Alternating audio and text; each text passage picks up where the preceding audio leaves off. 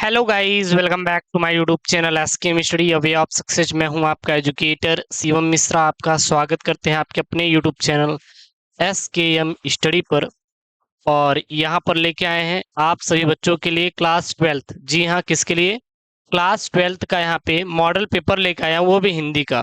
वो भी किसका लेकर आया हूँ? हिंदी का मॉडल पेपर लेके आया हूँ। और मैं आशा करता हूँ कि आप लोगों को यहाँ पे चीजें अच्छे समझ आएगी। ये 2024 बोर्ड एग्जाम के लिए है मॉडल पेपर, बिल्कुल वायरल है, अनसॉल्व है। इसका आपको फुल सॉल्व भी मिलेगा। फुल सॉल्व मिलेगा कहाँ पर? एसकेएम स्टडी यूट्यूब चैनल पे। तो आपको कहीं जाने की जरूरत नहीं है। जब हम आपको यहाँ पे सारी चीज जब आपको अवेलेबल करा दे रहे हैं तो आपको क्यों टेंशन लेना है? इसका पूरा पूरा आप मॉडल पेपर का PDF Telegram channel SKM study से भी आप डाउनलोड कर सकते हैं। एसकेएम स्टडी टेलीग्राम चैनल का लिंक मैं डिस्क्रिप्शन बॉक्स के अंदर दे दे रहा हूँ। तो जाइए वहां से इसको डाउनलोड कर लीजिए। और ये आपका पेपर कोड है। ये आपका क्या है? पेपर कोड है। 100 नंबर का आपका पूर्णांक रहेगा। 100 में से अगर आप 33 नंबर पास मतलब पा गए तो पास हो जाएंगे, लेकिन 33 नंबर नहीं बल्कि 100 में 100 टारगेट करना है। 3 घंटे 15 मिनट का क्या मिलेगा? पूरा पूरा आपको टाइम मिलेगा, जिसमें से 15 मिनट आपको प्रश्न पत्र पढ़ने के निर्धारित रहेंगे। और इस प्रश्न पत्र पर 2 खंड रहेंगे। दोनों खंडों के सभी प्रश्नों का उत्तर देना आपको क्या रहेगा? आवश्यक रहेगा।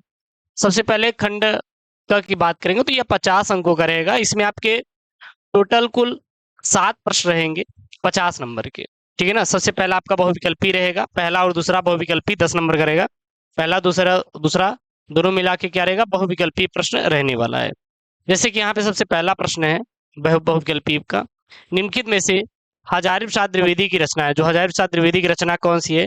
विचार और वितर्क, बिल्ले सुर बकरिया, साहित्य का मर्म, हिंदी का साहित्य भूमिका। तो जो हजारी प्रसाद द्विवेदी की यहाँ पे रचना है वह कौन सी है? तो हजारी प्रसाद द्विवेदी जो रचना है हिंदी साहित्य की भूमिका, ये किसकी है? यह हजारी प्रसाद द्विवेदी की रचना है। उसके बाद ख वाला प्रश्न यहाँ पे, निम्नलिखित में से आचार्य रामचंद्र शुक्ल द्वारा लिखा गया निबंध है। यानी कि किसने मतलब आचार्य रामचंद्र शुक्ल द्वारा लिखा गया निबंध कौन सा है? तुम चंदन हम पानी, राष्ट्र का स्वरूप, अशोक का फ्यूल, या कविता क्या है? तो वो है कविता क्या है? यह आचार्य रामचंद्र शुक्ल द्वारा लिखित निबंध है। उसके बाद ग वाला प्रश्न यहाँ पे, अजात रचना की विधा है संशय स्मरण, आत्मकथा, नाटक, या जीवनी। तो जो अजात शत्रु रचना है यह क्या है? यह एक नाटक है। यह क्या है? यह एक प्रकार का क्या है? नाटक है। उसके बाद घ वाला प्रश्न है, अज्ञेय की रचना है। अज्ञेय की रचना कौन सी है? मेरे विचार, विचार प्रवाह, सभी पुत्र, या शेखर एक जीवनी। तो शेखर एक जीवनी जो है यह किसका है? अज्ञेय जी की रचना है। उसके बाद है यहाँ पे अंगा वाला, बहादुर कहानी के लेखक हैं। बहादुर कहानी के लेखक कौन है? खड़गेश्वर नाथ रेणु, मुंशी प्रेमचंद्र, अमरकांत, या जैनेन्द्र कुमार। तो जो जैनेन्द्र कुमार है यह बहादुर कहानी क्या है? लेखक है। अब यहाँ पे देखिए पहला का 5 बहुविकल्पी आपका हो गया। कितने अंकों का? 5 अंकों का। कितने नंबर का? 5 नंबर का यहाँ पे हो गया। अब दूसरा का क है पहला, रामधारी सिंह दिनकर प्रमुख कवि हैं प्रयोगवादी काव्यधारा के, निर्गुण ज्ञानाश्रयी काव्यधारा को, प्रगतिवादी काव्यधारा के, या फिर सगुण काव्यधारा के? वो है प्रगतिवादी काव्यधारा के। फिर ख है, बिहारी की रचनाओं का छंद है समया है, दोहा है, चौपाई है, या कुंडलिया है? क्या है? कुंडलिया है। तो जो इसका राइट आंसर हो जाएगा वो आपका क्या? चौपाई। बिहारी लाल की रचनाओं का जो छंद है वो क्या है? एक प्रकार की चौपाई है। अगला प्रश्न यहाँ पे, आंसू रचना है। आंसू रचना किसकी है? सूर्यकांत त्रिपाठी निराला, रामधारी सिंह दिनकर, महादेव वर्मा, या जयशंकर प्रसाद? या जयशंकर प्रसाद। जो आंसू है यह जयशंकर प्रसाद की किसकी है? जयशंकर प्रसाद की है। उसके बाद घ वाला प्रश्न यहाँ पे, छायावाद स्थूल के प्रति सूक्ष्म का विद्रोह है, यह कथन किसका था? डॉक्टर हजारी प्रसाद द्विवेदी का, गुलाब राय का, डॉक्टर धीरेन्द्र वर्मा का, या डॉक्टर नगेंद्र का? तो छायावाद स्थूल के प्रति सूक्ष्म का विद्रोह जो कथन है यह डॉक्टर नगेंद्र का है। किसका है? डॉक्टर नगेंद्र का है। उसके बाद अंगा वाला प्रश्न यहाँ पे, दूसरा तब सप्तक का प्रकाशन कब हुआ था? 1940, 1943, 1951, या 1960? तो दूसरा सप्तक का जो प्रकाशन है यह हुआ था 1951 ईस्वी में हुआ था। क्या? दूसरे सप्तक का प्रकाशन। अब इसके बाद आपका गद्यांश आएगा। 10 नंबर का गद्यांश रहेगा। क्या रहेगा? 10 नंबर का गद्यांश रहेगा। ये गद्यांश इंपॉर्टेंट पढ़ लीजिएगा। माता अपने सब पुत्रों को समान भाव से चाहती है, इस प्रकार पृथ्वी पर बसने वाले जन बराबर हैं, उनमें ऊंच और नीच का भाव नहीं है। जो मातृभूमि के साथ जुड़ा है वह समान अधिकार का भागी है। पृथ्वी पर निवास करने वाले जनों का विस्तार अनंत है। नगर और जनपद और गांव, जंगल और पर्वत नाना प्रकार के जनों से भरे हुए हैं। ये जन अनेक प्रकार की भाषाएं बोलने वाले तथा अनेक धर्मों के मानने वाले हैं। फिर भी ये मातृभूमि के पुत्र हैं और इस कारण उनका सौहार्द भाव अखंड है। सभ्यता और रहन सहन की दृष्टि से जन एक दूसरे से आगे पीछे हो सकते हैं, किंतु इस कारण से मातृभूमि के साथ उनका जो संबंध है उसमें भेदभाव नहीं हो सकता। पृथ्वी के विशाल प्रांगण में सब जातियों के लिए समान क्षेत्र हैं और समन्वय के मार्ग से भरपूर प्रगति और उन्नत करने का सबको एक जैसा क्या अधिकार है। किसी जन को पीछे छोड़कर राष्ट्र आगे नहीं बढ़ सकता, तो राष्ट्र के प्रत्येक अंक की सुध हमें लेनी होगी। तो यहाँ पे आपके 5 प्रश्न पूछे जाएंगे। पाठ का शीर्षक, रेखांकित अंश की व्याख्या, समान अधिकार का भागी कौन है, पृथ्वी पर किसकी विस्तार या किसका विस्तार अनंत है, अनंत, और जनपद का अर्थ बताइए। अनंत मतलब जिसका कोई अंत ना हो, जनपद मतलब जिला होता है। पाठ का शीर्षक है राष्ट्र का स्वरूप क्या है, राष्ट्र का स्वरूप है। और इसके लेखक कौन है, वासुदेव वासुदेव देव शरण अग्रवाल है। बस यही छापना है यार, और आपका कुछ पेपर में आएगा नहीं अलग से, यही छाप लेंगे, आपका काम हो जाएगा। उसके बाद आपका क्या आएगा यहाँ पे पद्यांश। बाकी इसका तो मैं आपको फुल सोल्यूशन करवाऊंगा, फुल सोल्यूशन करवा दूंगा लाइव क्लास में, आपको टेंशन नहीं लेना यार। ये मॉडल पेपर देख लो, देख लेना। आप देखोगे तो मैं पूरा पूरा मॉडल पेपर का सोल्यूशन भी करवाता हूँ आपके चैनल यस के स्टडी पे। तो टेंशन काहे के ले रहे हैं, आपको टेंशन लेना ही नहीं है।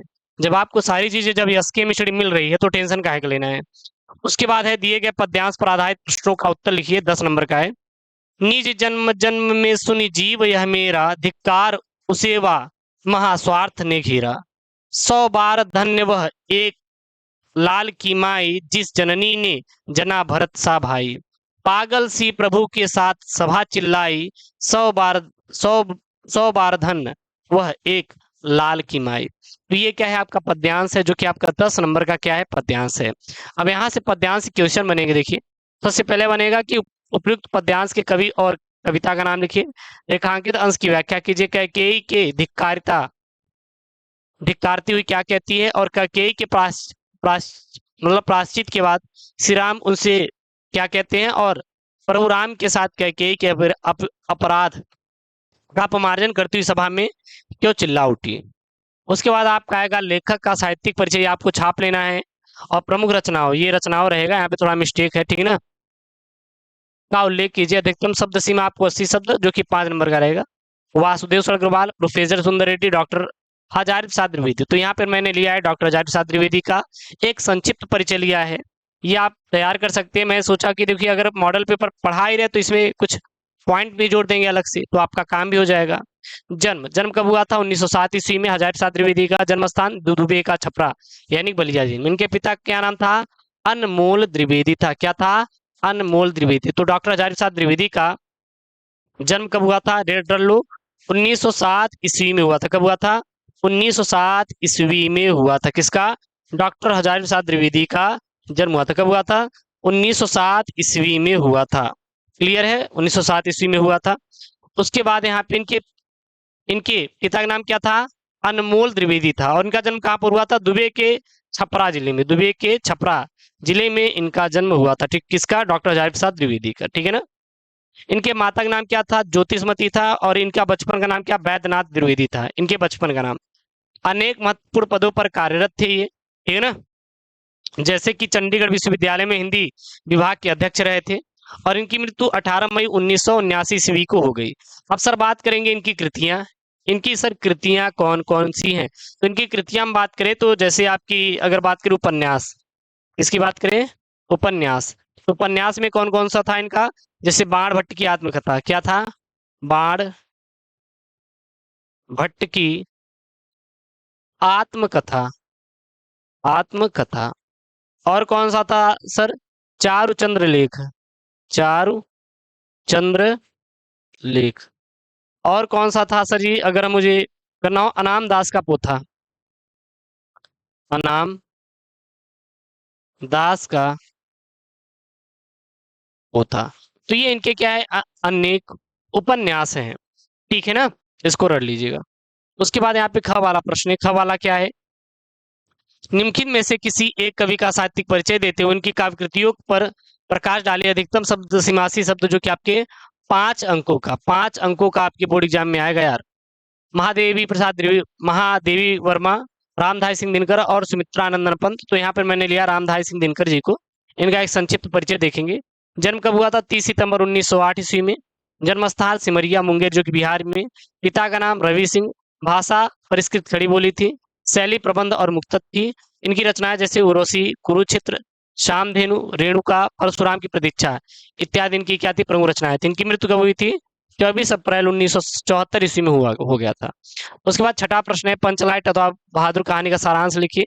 और अधिकतम शब्द सीमा यहाँ पे 80 शब्दों को यहाँ पे दिया गया है। यहाँ पे ध्रुव यात्रा और बहादुर कहानी का उद्देश्य। तो ये बहुत ही सिंपल है यार, और इसको करने का तरीका मैं बता दूंगा, तो आप बिल्कुल भी चिंता मत करिए, आप लोग कर लोगे, ठीक है ना।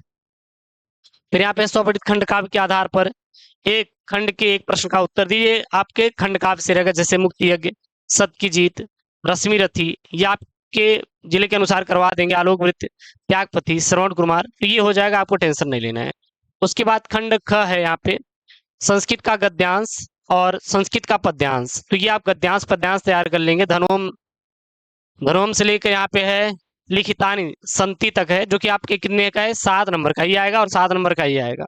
इसकी स्क्रीनशॉट कर सकते हैं, तो इसका पीडीएफ आप जाके एसकेएम स्टडी टेलीग्राम चैनल से डाउनलोड कर सकते हो। एसकेएम स्टडी टेलीग्राम का जो लिंक है वो डिस्क्रिप्शन बॉक्स के अंदर दिया गया है। उसके बाद है निम्नलिखित मुहावरे में से किसी एक का अर्थ लिखकर वाक्य प्रयोग कीजिए। काला अक्षर भैंस बराबर, आंख का तारा होना, अपना उल्लू सीधा करना, ईद का चांद होना। उसके बाद यहाँ पे अपठित गद्यांश पद्यांश जो कि अब नया जुड़ा हुआ है, और संधि विच्छेद और विभक्ति वचन के स्थान पर नया सिलेबस में जुड़ा हुआ है, जो कि आपका 5 नंबर का आएगा। उसके बाद यहाँ पे शब्द युग में है अनिल और अनल का क्या हो जाएगा? हवा और आग हो जाएगी। अंबुज और अम्बुज का क्या हो जाएगा? कमल और बादल हो जाएगा। फिर यहाँ पे है निम्नलिखित शब्दों में से एक शब्द के 2 अर्थ लिखिए, 2 नंबर का रहेगा। गति, तीर और पयोधर है। फिर यहाँ पे निम्नलिखित वाक्यांशों के लिए एक शब्द का चयन कीजिए, 2 नंबर का है। आशा, आशा से अधिक आशा हित हो जाता है। जानने की इच्छा रखने वाला क्या कहलाता है? जिज्ञासु कहलाता है। उसके बाद यहाँ पे आपको शुद्ध करके निकलना रहेगा, जैसे व्यक्ति और जीवन का घोर संबंध है। बेटी को पराया धन होता है।